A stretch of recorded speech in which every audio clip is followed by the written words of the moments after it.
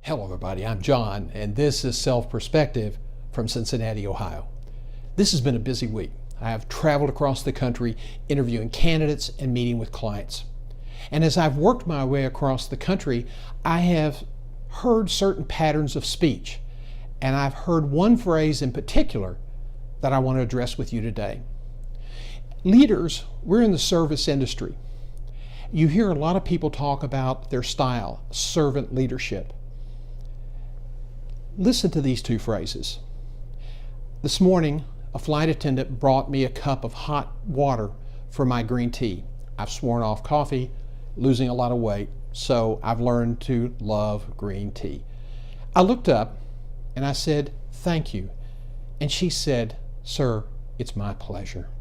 And she said it with such sincerity, and she was so authentic that I felt so good. And all of my interactions with her, including as I was deplaning, I said, "Thank you, good job." And she said, "Sir, it has been our pleasure."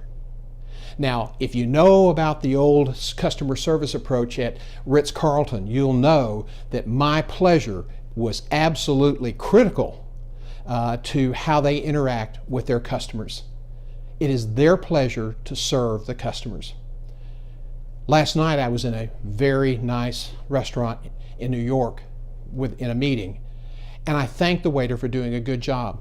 "No problem," he said.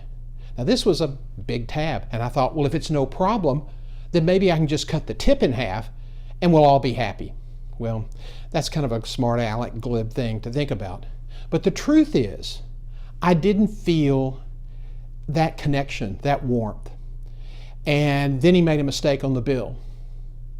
And I thanked him for correcting the mistake. "No problem." No problem versus my pleasure. You decide which is the best phrase. When people look at you as a leader, do they see no problem, or do they see someone who sincerely appreciates the service and the contributions?